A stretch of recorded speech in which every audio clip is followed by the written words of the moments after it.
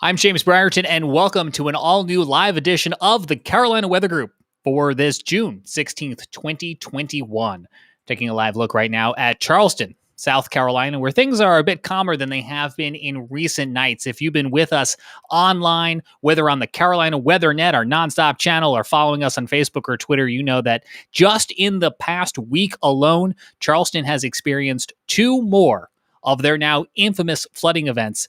Saturday, an exceptional one that prompted the National Weather Service to issue the first flash flood warning for the metro area there since 2019. So tonight we are talking about the impacts of that flash flooding. And I know so many of you are already thinking, yeah, it always floods in Charleston when it rains. What's the big deal? Well, it was a little bit different on Saturday night. Take a look. Yeah, so that looks like, again, this is all around the market. This is around the historic Charleston City Market area. This is a common tourist place. The cruise terminal is just down the street here. Literally, the cruise terminal opens up to Market Street. That is the market. That is the downtown market. That is Church Street. That is Church Street and South Market Street. And that is water inside the market. So inside the market, there's water in there. That's a van. Looks like he got stuck. That's water up to that is water up to the doors. That is water. Looks like that's water within some of the buildings. Within some of the buildings in the market. Makeshift barricade to try to keep it out. Sandbags, very common thing down there. You can see people creating wake. That's on Meeting Street. That's on Meeting Street near Market. And again, you see people wading through knee deep. We have a report, the Qology barbecue place on the north end of Market Street. That Market and Concord has a foot of water inside. This is bad, and I think this is also Qology. I want to say that this is also Qology. This looks like the same chairs that at the very beginning, yes, the water's come up another foot.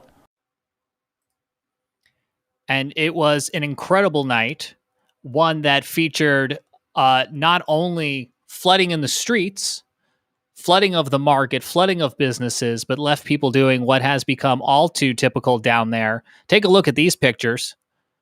Sarah Williams tweeted these from that downtown area, people carrying their dogs in the street in order to make sure that they could go to the bathroom on whatever was the nearest green patch of land. You can get a sense for how deep some of this water was near President and Line Streets, where she lives. These are from Saturday. And this photo really stuck out to me when I was looking at the Twitter account, measuring the depth of the water with your neighborhood stop sign. That was Saturday night, and then it happened all again on Tuesday night. More heavy rains, severe thunderstorm coming rolling through the area again, leaving streets looking like canals. Joining us tonight to talk about the past week and life in historic downtown Charleston is Sarah Williams herself, who was gracious enough to share some of these pictures with us, and we thank her for that. And we'll also bring back in our pal, Jared Smith, who runs, as you know, the CHSWX Twitter account and was live right here on the Carolina Weather Net on Saturday covering these storms. So let me start with you, Sarah. Thank you for joining us. Just bring our viewers and our listeners up to speed on what it was that you and your neighbors have gone through now twice in the past week. I think what really was probably the most harrowing on Saturday night is we've had a lull. For some reason, I think we all just thought because of the pandemic, we've had no flooding. We have not had a situation like that since last September. And this came in, and you know, when you live where it's happening all the time, you are always following people like yourselves just to see exactly what is going to come down. And boy, that happened so fast in a way that we've lived through so many times. What made Saturday night so difficult was we got the double. It did not get a chance to drain. We had more rain on Sunday. So what typically is a nasty, 4 or 5 hour event really was an 18-hour event, which is pretty unbearable. And yeah, those are my dogs. I have to carry them or they swim over to Harmon Field to do what they got to do. And then we all have to bathe and shower and just get that disgusting water off of us as fast as possible. It is gross. It is gross water, as Jared, you were telling us on Saturday night. Jared, let me ask you this question. What prompted the Weather Service on Saturday to issue that flash flood warning? Well, to put it in Forrest Gump terms, it started raining and then it didn't stop. I think that is probably the simplest. That is probably the simplest explanation. More to the point, we had just an unbelievable confluence of events happen right over the Charleston metro area, and it was a not looking good, starting around 3-4 o'clock. But again, it's hard to say. Like, so many times you say, man, flooding is going to happen, and then it doesn't, or it's not so bad. But in this particular case, we had, I'm actually looking at my my analysis from about 3 o'clock that day. We had several different, we had thunderstorms up in the PD and in the Midlands. Those thunderstorms are picking little outflow boundaries south. Those outflow boundaries are essentially little mini cold fronts. Those are moving south. We had a little lake breeze there, but the most important part was that the sea breeze was pinned to the coast. So because we had westerly winds. And with that pinned sea breeze, that sea breeze usually pushes on a normal day. That sea breeze pushes inland. The sinking action behind that sea breeze usually spares downtown of a lot of heavy rain. Typically in the summer, like, you get much more rain 10 miles inland than you would in downtown Charleston. But with the westerlies in place, you had the sea breeze get pinned to the coast, and that acted as yet another trigger for these thunderstorms to build up and just keep raining on the same areas. The other problem is that steering aloft was very weak. Very, very, very slow storm motions. Everything was also moving parallel to the boundaries, which meant you had more storms firing up on the boundaries behind it. So you had just a nasty confluence of events. You had what we call precipitable water values. It's essentially, if you think of it, you take a column from the atmosphere and you wring it out. Precipitable water values of 2 to 2.1 inches. That's pretty substantial. And in fact, that week, the next day, the sounding at Charleston, at the Charleston National Weather Service office, the weather balloon they send up twice a day, that morning set a new record for precipitable water. With 2.22 inches that was measured. And so again, when you get all of those factors together, you have all these boundaries colliding right over the metro area. You have westerly winds blowing, you have weak storm motions. You have the westerly winds being just enough to pin the sea breeze there. And these storms keep back building. You essentially are at the mercy of them, expending the available instability and raining themselves out. And so Jared, let me just show people here.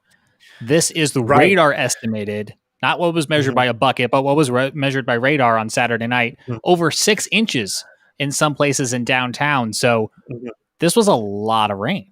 Well, what was interesting too is that we actually got very lucky, is that the first downpour set up right in the harbor. So that 6-inch bullseye was actually in the harbor. 2 miles to the northwest, and we've got and it's a totally different story. I remember seeing that guy pop up, and it was like, okay, this is a little too close. And then and then whatever capping inversion that we had was putting a lid on that convection. Just the top blew off, and that's also what happened yesterday. And at that point, we just the atmosphere just did its thing, and again, and you can see that just that like training action there, and with the radar, they just kept coming and coming. And the thing about those radar estimates too is that when we compare that to the gauges, it was actually pretty accurate. We had there was a weather station south of Broad, very near Waterfront Park, that measured close to 5 inches of rain in about 2.5 hours. The dual pole rain rates from the radar that we can use radar algorithms to estimate how much rain is falling, what the rates are per hour. It used to be that you had to infer that from the reflectivity, but now we have tools that can help us look into that even further. And those rates were 7 to 8 inches an hour. And that was resident over Charleston for, an extended period of time. So when you get those kinds of rain rates, you get that kind of flooding. We were several hours away from high tide, but you knew right out of the gate that that with that kind of water coming down and and that high tide eventually coming in, you don't need it to coincide. That water is going to have a lot of residence time. And then you started seeing the market, and then you started seeing things, the water begin to enter buildings. And that's what influences the flash flood warning. Yeah. And Jared, we have the benefit of having you on our panel each week. We've talked extensively about this issue in the past. Our last two shows, coincidentally, were about forecasting of heavy rainfall events. It was about the issue of flash flooding in Charleston and how that came to be. You can find those episodes right now if you want to revisit them on our YouTube or wherever it is you may get podcasts. But in addition, Jared, to having the benefit of having you down there, the reason we wanted to ask Sarah on this week, and I want to bring her in too, is because I want to get the perspective of somebody who lives in this downtown area. So Sarah, if you could bring us back to Saturday night, what is going through your head as the skies are now opening up and those flash flood warnings are going out? What do you do? Well, it's interesting what you're saying, because Charleston's very strange this way. I live on a block that always floods when we're going to flood. I have friends that live in other parts of the city, who know about it from me. Saturday night, they were freaking out. Everybody was getting masses of rain. So for me, I'm thinking, oh God, here goes one of our nights. And then I'm thinking about the dogs, when will this end? I'm always projecting, when will I have a clear path to get the dogs out? And that the biggest issue, as I said earlier, is this thing went on in terms of flooded streets into Sunday afternoon. That was a bigger issue in terms of livability for the people who live here. The issue with the whole city getting hammered the way it did, that was unique. What's interesting to me also, it's not the most rain that I have seen in terms of living in this area. That right now for me, since I've been here, was July of 2018, which was pretty horrific. There's more rain than what we had there. Again, I think it's what all the things that Jared just said, but I'm still not completely sure why suddenly we have flash flood warnings here, because I always see the people driving into crowded, flooded streets and honking their horns, and they're stuck. I've seen it over and over again. So from that perspective, it didn't seem that different to me. I think the only thing that stood out was the people who don't typically experience it. It was universal for everybody. It wasn't just the low rent districts. Right. There are areas of the city that typically get hit hard or have a harder time dealing with this because of infrastructure. It impacted universally residents, students, business owners. But here's some more pictures that you shared on Twitter. And this is scary stuff, right? This is people now having to be rescued. But that was on Sunday. That was on Sunday morning. Wow. So this I think this is what one thing I know that, Jared, we were talking about. This is when I finally did get, as one of my trips out with one of my dogs to there's a field right off, an athletic field there. And I watched them doing this, and I asked them afterwards, why would you drive into that water? And they had just come over from West Ashley, and they didn't know where to go. There's the few streets that they actually barricade anymore. And we used to have barricades where I am. Those are all gone, mostly because people with big trucks just drive right through them and just kill them. But in this case, people don't know where to go. I mean, the streets just are not closed. Not everybody is looking at whenever the PD is going to put up a list of streets. So yeah, this was pretty dramatic. But again, this is 12 hours in or more. Yeah, and I think that's quintessential to anyone who may be asking themselves, well, Charleston floods all the time. What's the big deal? And A, it shouldn't happen in the first place. But B, this is the type of event that you guys all experienced this weekend. And our Evan Fisher, who's also on our panel and a student formerly of the College of Charleston. Evan, you've shared previously with us on the show that you've had to trudge through water like this. Absolutely. Yeah, I'm way too familiar with the trudging through waist deep water. It's nasty sewage water, and then having to bathe in bleach afterwards. It's very unfortunate, and we find ourselves now in the summer season, nearing the peak of tourist season as we head into the next few months. And that means we have a lot of folks, and I should say I'm not in Charleston anymore, but Charleston has a lot of folks on the peninsula from out of town. A lot of folks that probably do not get the weather alerts for Charleston, and they don't understand that when a flood warning is issued for Charleston, it's not like a flash flood warning for your rural county where you came from. This, you will be impacted by it if you step foot on the peninsula. There's no way to get around when these flooding events go down. You just have to stop. People don't know that. I mean, all those pictures you just showed of people walking through the market or whatever, they probably thought this was like, wow, this is wild. They don't know that they got to run back to their hotel or something and just completely, desanitize themselves. Absolutely. And with how long the flooding lasted, I mean, those are folks that I saw a photo. I don't know if we've had it going through tonight, but a photo of folks sitting up on some of these shops in the night market. Clearly, I would say from out of town without the experience. And at what point do you just draw the line and get out into the water? I mean, that's a horrible experience for a tourist coming from out of town, having to walk through that, ruin your shoes. If you get into really deep water, I mean, I've ruined way too many pairs of clothes in this water, and there's just no way to get it clean. It's very, very concerning stuff for out of town folks, and that concerns me a good bit. Yeah, that was captured in the video we played off the top of the show, where there were people sitting on tables in the night market. There was a bartender sitting on top of his bar because his feet were wading into water inside of his bar. And that's when you know that this has gone further than it even normally does. Sarah, let me ask you, as a resident of the area, how did you learn that there was a flash flood warning? I think, I probably from you guys, because by that stage, I get sort of maniacal about, sitting on Twitter with the various weather things, just looking to see if somebody's going to throw me a forecast that this thing is going to come to an end.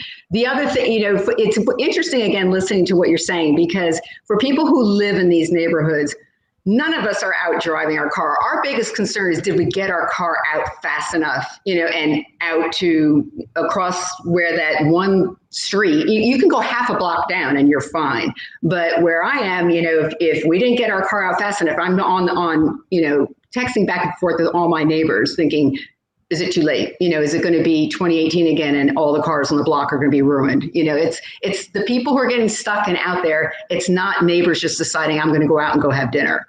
It's people, again, who don't know what they're doing, and they're coming in and they're just not warned. Speaking of people going out and having dinner, and we don't mean to necessarily call this poor person out, but to Evan's point, this is some of the imagery that he may have been seeing, or something similar to this, right? Sitting in ankle deep water, nonchalantly eating dinner. And it's like, what world are we in that is what this has come to? Jared, we were seeing these coming in live on Snapchat Saturday night. And I know the first time we rolled the video, I think you were speechless, and you're somebody who lives in the area. Yeah, that was,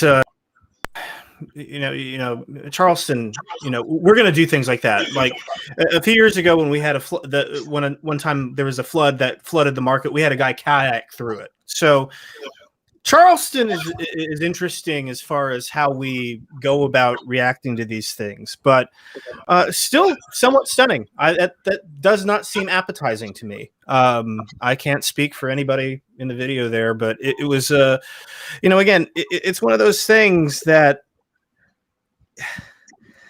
it doesn't happen very often, and when it does, I'm glad it still shocks me a little bit. I'm glad I'm still speechless a little bit, but I know that I'm going to get to a point where it's like, oh, it's a day that ends in Y. But when you say it doesn't happen very often, I'm curious to know. I mean, I think if something's happening, I sort of just average it out to once a quarter, even though sometimes it can be 2 times in a month. 4 times a year to go through this is pretty often. I mean, I've wondered this week, what other cities are like this, where this happens? Yeah, I mean, Charleston is pretty unique in that aspect, in that we have such extreme impacts very frequently. You see cities up and down the East Coast, on the coast of Virginia, you get some of this. In Miami, gets a lot of sunny day flooding. They get sunny day flooding, and then they get the freshwater flooding issues. Miami has been documenting some pretty large cases of that, but Charleston is unique. Our vulnerability, the way the city is built, our vulnerability to 7-foot tides. You don't need much to start seeing stuff go underwater. The market goes underwater when the tide hits about 7.3 feet. You start seeing not the building, but the streets. So what's remarkable about this is that just the sustained rain rates that completely overwhelmed the drainage and got all this water inside the buildings in places that are normally pretty okay. Right. So what I see, so that goes back to my earlier point that this was now everyone was experienced. It was an equal opportunity flood. I'll see what you're talking about when I talk about the frequency. Like last night, it's about 10 minutes, to go from, and I posted that last night where we went from that, because that was wild stuff. We were watching the sunset with the hail and the wind and everything else. And then as soon as the sun goes, within a matter of so the sunset at 8:30. By these pictures here were at 9 o'clock, but that had already been going on for a while. So it takes less than 10 minutes to go for it to just completely flood. Yeah, and the part of town that you're in too, I mean, is notorious. I mean, you're just walk over from Hugie, and so is Lockwood. There are certain areas, and so back when we were talking about how is Charleston managing this, and said I had my aha moment because there was new houses put up recently on Line Street, and that was, it was just a dead lot or whatever. So the street's gotten worse. And somebody who has lived on the street the whole life said to me, I notice it's getting worse and worse. And then the last year and a half, it's just gotten completely worse. And it just dawned on me, it's because, the empty lot, they've built houses, so nothing's absorbing the water anymore. And when I was driving down Lockwood last night, I thought they're going to build on that corner that's always flooded, dozens of those trillion-dollar townhomes. Where will that water go?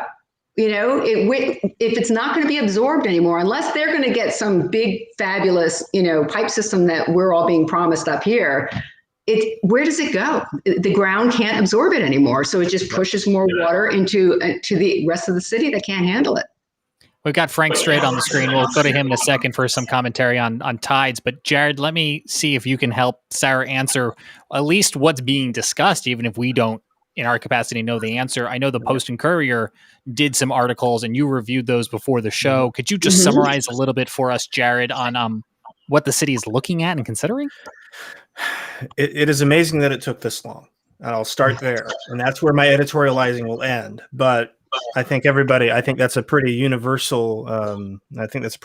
Sentiment. So what's happened is that the city has commissioned new land use maps, and basically these land use maps are a little bit different in that they take advantage of some of the flooding data that we've compiled over the years, elevation data, things like that, and then those land use maps then are kind of recommendations to say you should build densely here. So for example, along the spine of the peninsula, which is usually pretty okay, King and Hugie being an exception.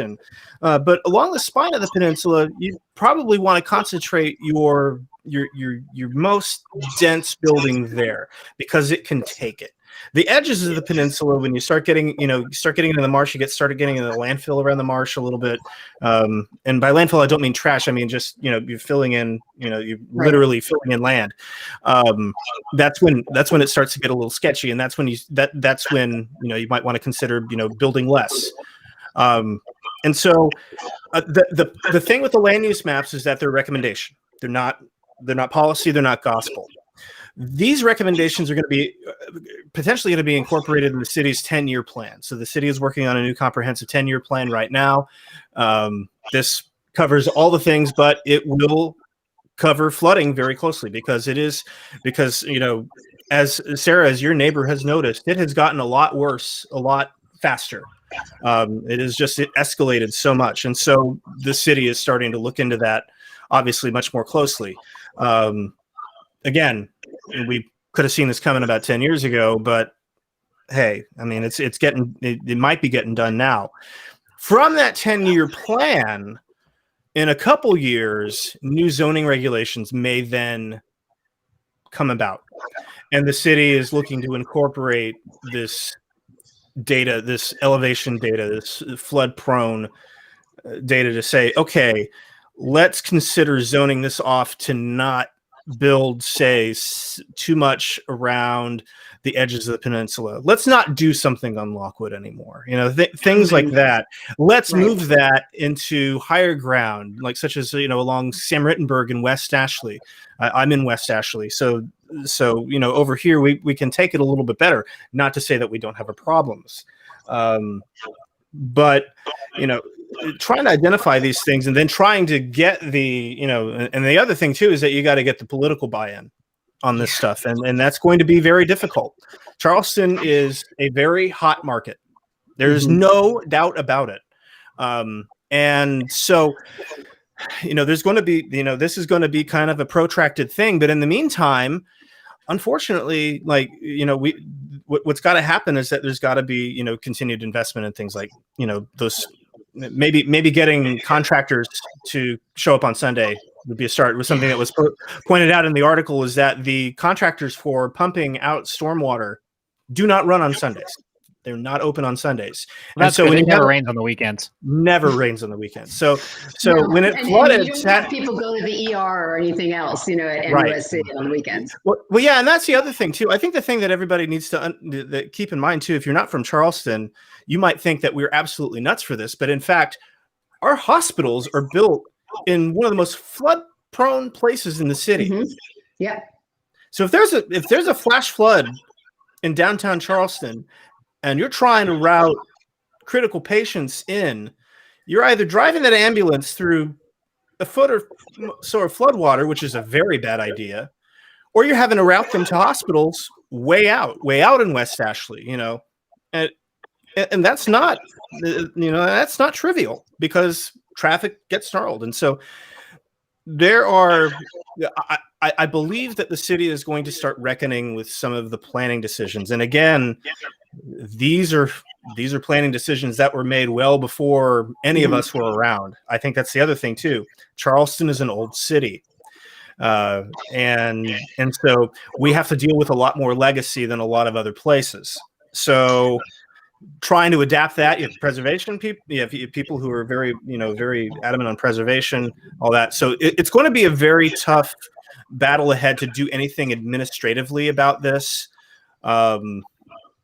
Which, and it's not, and the answer is not just building or telling everyone raise your house. Everything has to be 15 feet up, because it was interesting this weekend. One of the very bad areas in Wagner Terrace is Gordon and 10th, I think it is. Yep. And there's an ongoing thread with everybody who's fed up and everyone at the storm water service, and we're all great people. Everyone's trying, but you learn all these things like, we've known for 10 years, that the pipes there are not elevated right underneath, and they don't go to Simmons Street where they should. And it's like, if you know all this, and even before then, you're going to allow people to build these houses, even where I am. I'm sure that, when I read that, it's like, that's probably why this one street, because there's probably pipes that are just pitched at the wrong level and it's not draining. So before you grant, the decision to let 18, 20 houses be built, dig it up and fix that damn pipe. It just doesn't make any sense.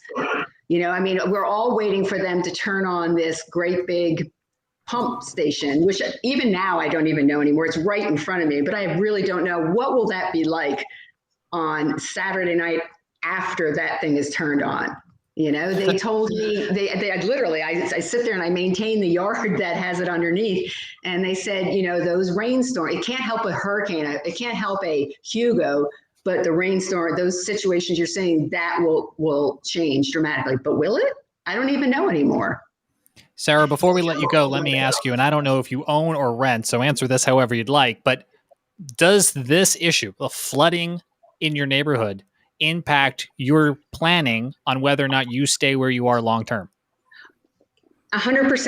And I also want to just make a point, because this is really important. I have neighbors who are school teachers. I have neighbors, who literally have to take days off because they cannot get out of their house. And I talk to people across the street from me to do the exact same thing. I hear them at the bus stop, complaining with their bosses. I cannot get to work. I can't do anything. You don't hear about that. You're going to hear about the people at the market, but you're not going to hear about people here who simply, their lives are completely interrupted. And I am lucky because, yes, I do work from home. There's times where I freak out before the pandemic when I would be commuting up to New York. Can I get to the airport? But that's why I circle back to that big project they spent so much money on. When is that going to happen? When are they going to turn it on? And what would be different than what you see on the screen right there? Is that all going to get just sucked up and miraculously go away? It's got to go somewhere, I suppose, right? I hope. Well, Sarah, I think you hit it right on the nail right on the head there. And that's why we were so glad you shared these photos and videos with us and had time to come speak with us tonight, because you're right. It's the market. It's some of the big picture things we see, but it's sometimes the people who are right in this that we don't always get to hear from, and what that means for their everyday lives. So we appreciate your time. Was there anything else that we didn't get a chance to talk about that maybe we talked about ahead of time, or that you wanted to get in regarding this issue tonight before we let you go on your way? No, I think we've really covered everything. I really appreciate what you guys do. I follow it. And, I think what's great is you bring in the community, and that's super, super helpful. I think we could all use that kind of support right now.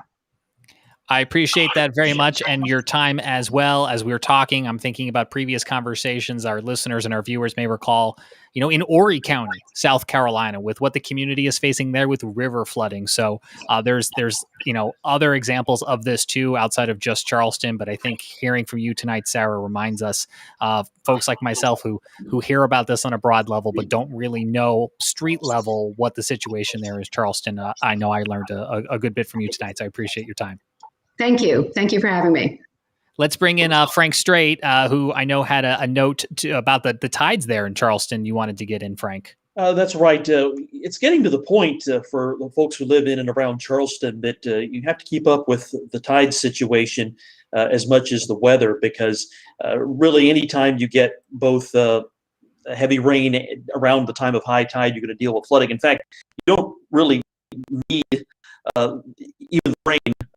If you have high astronomical tides, you get sunny, clear sky flooding in the Charleston area. So it's not just a thing that meteorologists and mariners need to keep up with. The folks on land need to start keeping up with it too. And that was the part of the issue back on Saturday night, is that the heavy rain started falling in the evening as the tide was rising, and the high tide wasn't until around 10 p.m. So that resulted in the heavy rain that occurred, and some pretty extreme rains actually, just wasn't able to drain very effectively, because you had the high tide keeping the water from draining. And like I said, this was one of those situations. You had a relatively high astronomical tide going on then. You might have had spotty minor flooding even without the heavy rain at all, or without any rain at all that evening. But because you had the rain, you had some pretty serious flooding on top of the high tide. And the high tide was one of the reasons why it was as bad as it was. Frank, you make a good point too, because a lot of times when we think about rain around the tide here, we're usually thinking, oh no, it's high tide, and then we've got this, then the sky is opening up and we got a ton of rain falling right on high tide. But the long-term problem happens 4 hours before high tide, as we saw on Saturday night. That's right. I mean, that's where the problem is. And I think something that we can optimize for, forecasting down here, is to say that, hey, we're going to have some pretty extreme rain rates. This is going to flood stuff. And by the way, this is going to be here for a while. And I'll give credit to the National Weather Service too. They issued a flood advisory about 15, 30 minutes before the rain started. They could see it coming. So they were able to issue a flood advisory. But again, how widely are those distributed? We distribute them. We're aware of them because of what we do. But, the general public, that's a whole other can of worms. But I think something that we could, Can I just was thinking about, what's coming in the future from the Weather Service, where we're going to be doing away with these advisories. Mm-hmm. I wonder what the process will be like then. It's an interesting question. And, and again, one thing that is one of the reasons why, for example, one of the reasons why that Charleston doesn't issue as many flash flood warnings anymore is, it would set off people's phones. They would hit a certain rain rate, and it would fill up. They'd do a flood advisory, and then they pull the trigger on a flash flood warning. But it'd blow up people's phones, and it'd blow up people's phones for sometimes marginal situations, as they turned out. They went back, and every weather service office goes back and examines their performance, and they look at the false alarm rate and all those things. And what I presume happened, again, I'm not privy to the exact specifics of how this went down, but that's just how it goes. But what I imagine happened is that they reviewed how many times they were issuing flash flood warnings and how many times it caused the WEA, the wireless emergency alerts, to go off. And they decided, okay, we're going to make our criteria really strict here. So we only trip people's phones if it's like a very serious, like life-threatening emergency. And we should let people know, yeah, real fast on that point, because we talked about the consolidation, right? So they're doing away with certain flood products. They're consolidating certain advisories. They're simplifying it for anyone who's not familiar with that. And then the WIA, the alerts that come to your phone, no app required, used to do all flash flood warnings, and now it will only do ones that are extra specific, extra exceptional, the catastrophic ones, to try to address exactly what, Jared, you're talking about, which is the over warning. Yeah, the considerable tag is what's required to trigger the wireless emergency alert. Now, Charleston's criteria is such that they will not issue a flash flood warning that does not have a considerable tag, as I understand it. Because they had a considerable tag on the flash flood warning the other night. Yeah, and that's when you and I jumped and came to our microphones. Right. Well, yeah, and keep in mind too that again that was the first time since 2019 that they had issued one, and so it was certainly a situation where you had just a very unique and unfortunate confluence of events and timing. So often down here, we'll be looking at the setup and we'll see, and we'll have the ingredients and everything there. But much like any sort of severe weather, everything's going to line up just right. Sometimes the rain sets up 5 miles south. Sometimes it sets up over the harbor as opposed to over downtown. Sometimes it sets up over the airport, and downtown is relatively spared. Those little undulations in the sea breeze can make a world of difference. I arguably say that a cold pool surging out of Orangeburg at around the time that this was going on actually probably saved the city from an even worse fate, because that cold pool helped shunt this line a little further south. And we're going to talk about Orangeburg coming up in a few minutes, because they had their own run in this week with severe weather and microbursts. So we're going to be actually talking about some of the damage across the Carolinas from severe thunderstorms coming up in just a few moments. Let's bring in Evan Fisher again, who now lives closer to home in Asheville, but at one point went to school in College of Charleston, as we've talked about. I'm curious, Evan, have you ever spoken with anyone who maybe decided that school or that city wasn't for them because they didn't want to have to deal with this? That's a good question. I don't think that I have ever met anyone who decided against Charleston because of that, but there are a significant number of students who are shocked by it at the College of Charleston when they show up. I mean, that unless you happen to go to an orientation or a college visit on the day of the flood, which is pretty unlikely, odds are you have no idea that you're coming to a school where there'll be several days a year you won't be able to leave your house, you won't be able to make it to school. Thankfully, now with the world of e-learning, you can still attend class online. That has been a new thing this past year. But there's teachers, there's faculty, there's students that once they get to College of Charleston, they are shocked. And there's folks who live off the peninsula for sure, because they do not want to deal with the flooding issues downtown. Jared Smith, right there. And Sarah, when she was on earlier, talked about neighbors who have had to call out of work because of this. And Corey, watching on YouTube, said exactly that. Had to take a sick day as a teacher because I can't leave my house to get to school. So if you're watching with us tonight live on Facebook or YouTube, thank you so much. Feel free to join our conversation live by leaving a comment, and we may be using it here during our show. I know we do want to get to some of the other severe weather impacts of the week, guys, but before I pivot away from Charleston, since we are live, let me ask you in real time from this producer chair, is there anything else we wanted to get in about the flash flooding and the flooding issue in Charleston? Well, I would say that, that we had this again last night.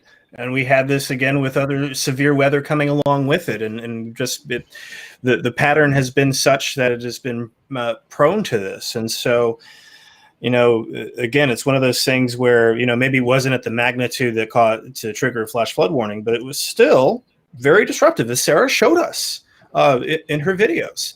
And so I think that we learned a lot this weekend. I know I certainly learned a lot. I learned a lot from every event, and I did not know that the contractors didn't run on Sundays and for pumps. So that will undoubtedly change. Because that's somewhat outrageous.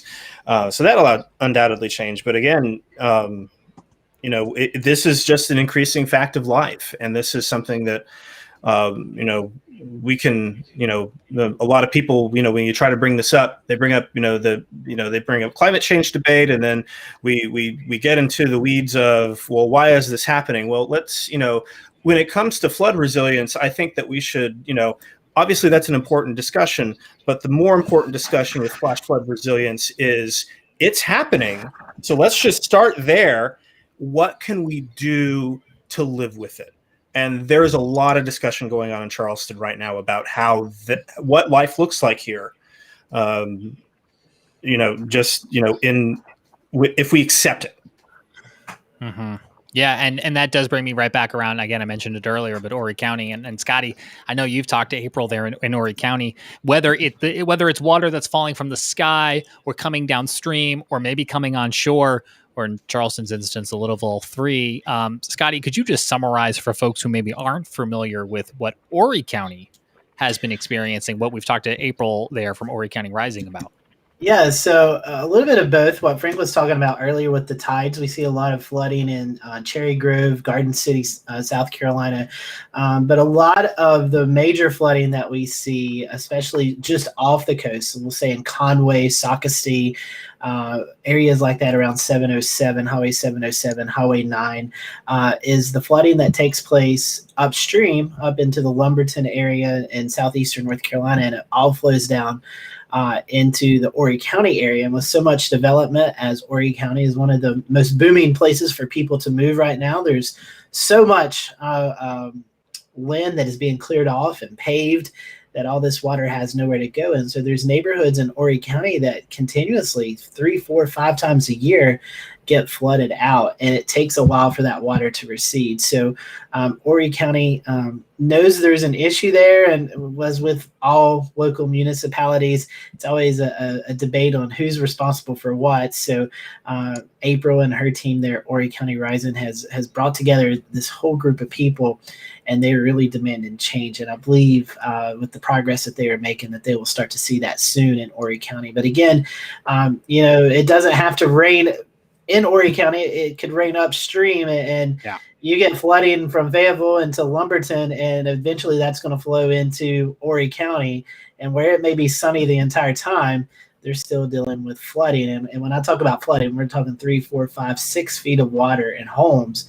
And after that, that home isn't livable anymore. You've got to gut it out and restart over. And so it's really causing lots of issues in Horry County. And people, unfortunately, live in these homes. They leave them, and these people come in, clean it up, and then they put them right back on the market, and they don't even advertise it's in a floodplain. So that's a whole other issue where people are buying these flooded out homes, and then they're there 3, 4 months, and they have a flood event, and they're like, well, why didn't anybody tell us? Well, there's not really rules right now for them to tell them that. So all kinds of issues going on, and hopefully April and her team will get those the ball rolling, so that situation hopefully comes to an end shortly.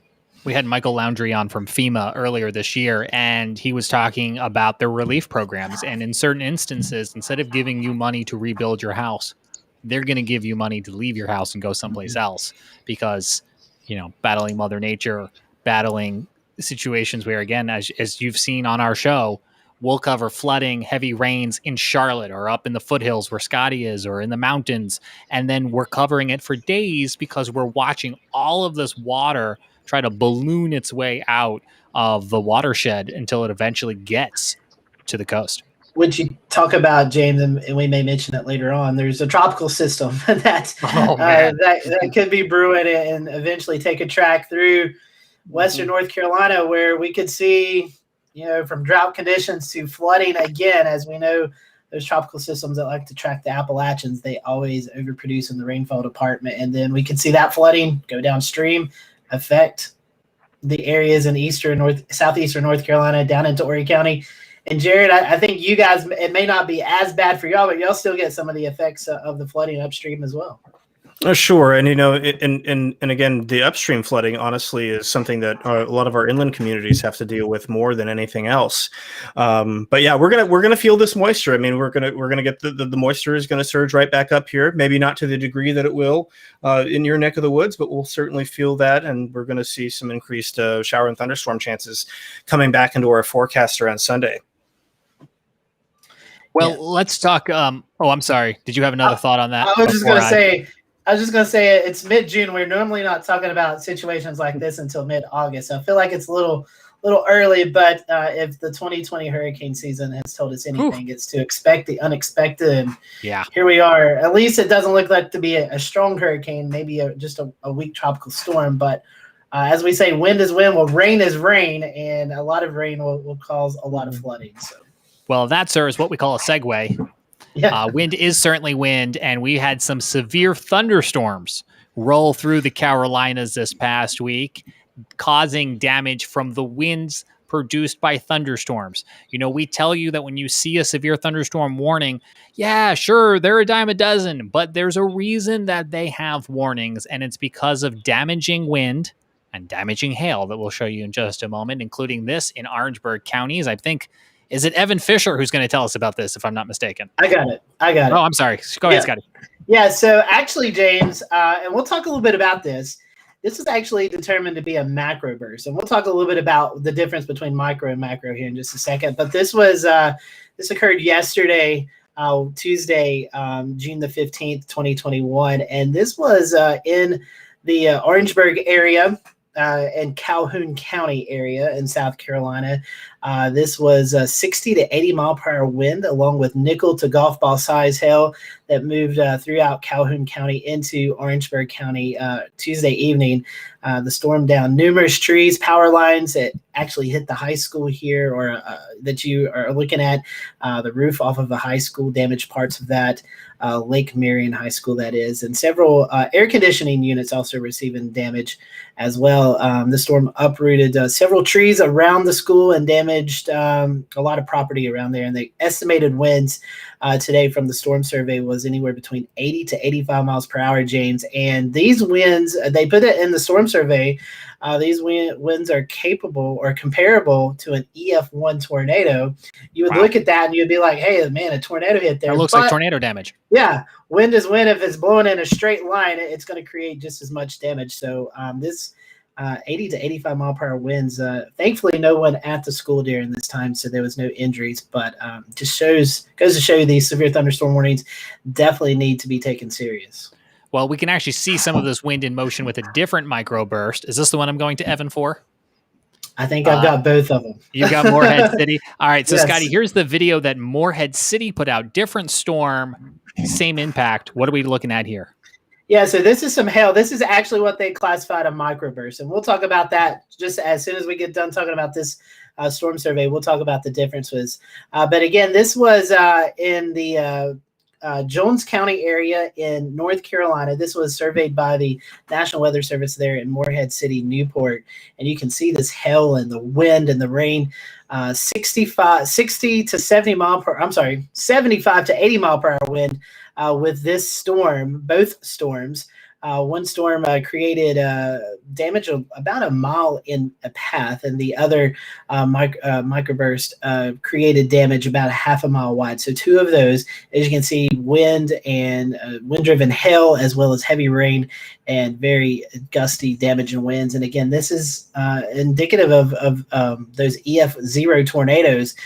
So again, it could do a lot of damage to. It looks like a well-constructed outbuilding was actually leveled from this event, as well as numerous trees uprooted with these storms. So James, we're talking about a microburst and a macroburst. So they're kind of the same thing. They're both downbursts where the storm, the core can't support itself anymore, so it comes crashing to the surface.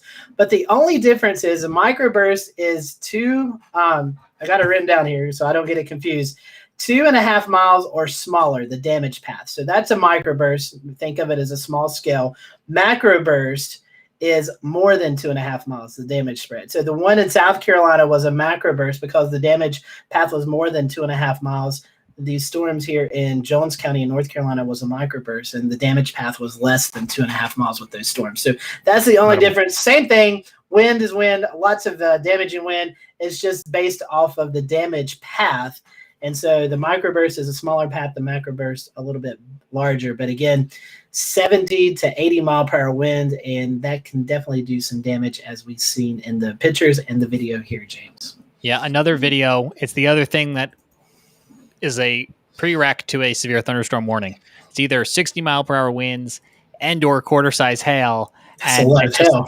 So look at all. It looks like it's, from this vantage point, it looks like snow is accumulating, but those are ice pellets of hail falling. Is this the same storm, Scotty? Yeah, it is. And so imagine that hail. Well, I think it's about the quarter to maybe a little bit larger than quarter, but the wind's gusting 70 miles per hour. So you've got like quarters flying through the sky at 70 miles per hour. That can definitely do some damage to homes and cars and trees and things like that. So crazy to see that hail accumulation in June, where the temperatures were in the mid to upper 80s before this event happened. So, Frank Strait, I think you had a thought here on hail, if I'm not mistaken. Sure did. As a matter of fact, it's the wind and hail together, and some studies that I've seen presented at a conference a few years back indicates that when you have both, as Scotty was kind of alluding to here, when you have both the hail and the high wind at the same time, that's a situation that can cause a lot of damage. It can cause tree damage. It can cause damage to siding, especially if the hail's relatively large. If we're meeting the severe criteria with both the wind and the hail, that you can really cause a good bit of damage to siding, to windows, to shingles, to the trees, to your car, if you have those hailstones being propelled by those high winds that occur during a downburst of some sort. I'm sure there's a lot of insurance companies that are busy right now in Jones County from all the wind and the hail. Is Ian Jamenko watching tonight from the? He just got back from their health study. A little show promo here. We're going to be recording a show with him really soon, so he's going to tell us all about that and some of the new stuff. Actually, James, they're talking about North Carolina has moved up and how prepared we are as a state to deal with things like this. So that's some of the kind of tease a little bit of what we're going to be talking about with Ian here in a few weeks. That's good news. Being more prepared is always a good thing. We always tell people it never hurts to be prepared. Better than you don't need the stuff than wishing you had it. Frank, before we go tonight, I think we mentioned this earlier, we're watching the tropics, and we'll put you a little bit on the spot, but we've had the B storm now here in June, and we're into that official hurricane season. Sure are. And as we've been talking about a couple times already, there's an area of concern down there in the Bay of Campeche. And it's starting to look as though we're going to have some impacts in the Carolinas. We're becoming increasingly concerned about that over the last couple of days. It looks as though whatever we have developing there in the Gulf of Mexico is going to head toward Texas or Louisiana at first. So they're going to deal with the brunt of this, but it also looks as though a cold front will be approaching out of the north at the time, and that's going to cause the system to take a right turn after making landfall, and it looks like it's going to be heading our way, and that's going to present some issues. Now, we've been talking about how dry it's been over parts of the Carolinas lately, and it looks as though the heaviest rain from this system probably will affect upstate South Carolina and western North Carolina. So that probably will be a good thing, even though it still may result in some flooding problems, especially in the mountains in North Carolina. That area is one that's been relatively dry for months now. So the flooding will not be as bad as it could have been, assuming that we do end up getting a 2 to 4 inch rain situation. But there's other concerns too. It looks as though the landfall, it could be moving quick enough that there's just not enough time for the whatever winds we do see to spin down. So there may be some straight line wind concern, but also, especially depending upon the time of day that this comes through, there may be a tornado risk as well. I'm not ready to get too hyped up about that just yet, but if this system were to come through during the middle of the afternoon when we are getting some heating from the sun, that would result in an environment that's already favorable for some isolated tornadoes to maybe be producing more than just a few, and maybe some stronger tornadoes too. So that's something we're going to be watching pretty closely as we get closer to the event. I'll put the drought monitor up on the screen, updated each Thursday. You can see, even despite these localized area of heavy rain that we've experienced across the Carolinas in the past week or so, we still have some form of drought in most places. Abnormally dry across a lot of North Carolina, upwards of moderate drought, and even a few pockets of severe drought, one in each of North Carolina and South Carolina. And so, as Frank mentioned, that will have an effect too on the stability of the ground. And while we might have some capacity for it, if just reiterating what Frank said, if trees or things are in a weakened state now, that'll make this all that more dicey. You kind of hit on what I was wanting to talk about, the weakened tree state, but also you got to imagine the ground in these drought situations, it's pretty hard packed. So if we get a lot of heavy rain, a lot of that just runs off. We actually, to get out of a drought, you need a couple of days of that just light mist, light rain to kind of really allow the ground to soak up all the rain. So if we get this heavy rain, yeah, some of it is going to go into the ground, but some of it's also going to run off. So those flood concerns, as Frank was talking about, we'll have to watch that. Even though we've been in a drought, some of that runoff could produce some flooding here. And, that's the last thing that some places need, especially where you are there in Charlotte, James. I know you guys have had your own fair share of some flooding as well. We did. We had a flash flood warning right here in Mecklenburg County now about 2 weeks ago.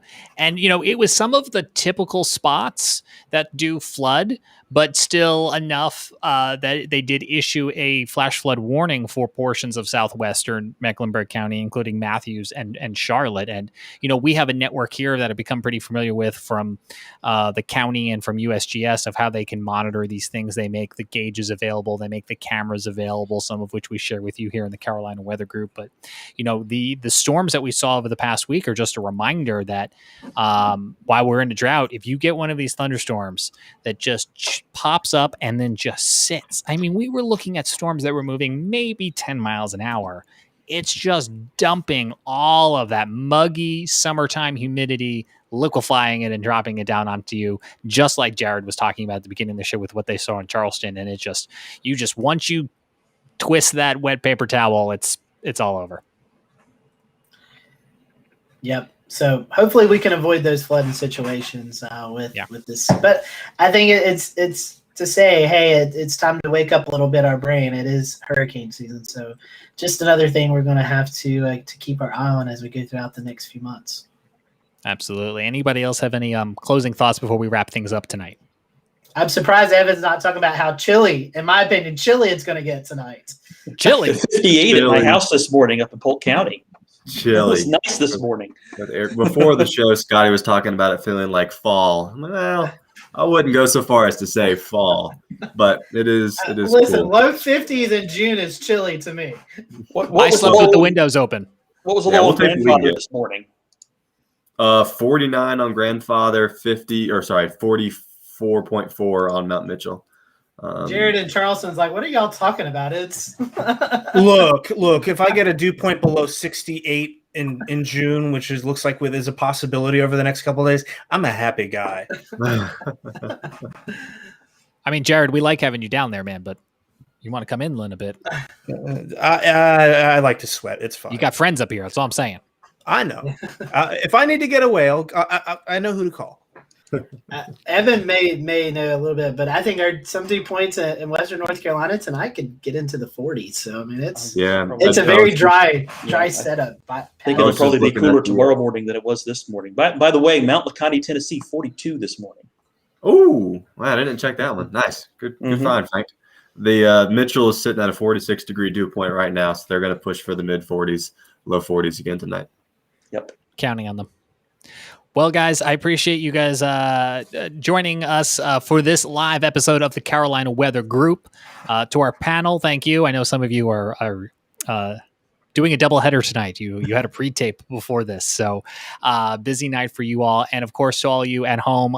And thank you for joining tonight's conversation. As always, you can like and subscribe to us on YouTube, where you can check out the nonstop Carolina WeatherNet stream for free access to all things Carolina weather any time of day. You can watch us on your Roku TV using the YouTube app or whatever you're most comfortable with, or if podcast is more of your thing, you can find us wherever it is you choose to listen to podcasts. And guys, homework assignments. You know that thing that we talked about for the podcast with the Yes. Yep. Assignments are coming due. And to you at home, that's what I call a lousy tease. So for all of us, I'm James Brierton. Thanks so much for joining us this week here on the Carolina Weather Group. We will see you back next Wednesday or sooner if the weather warrants. But for now, have a good night.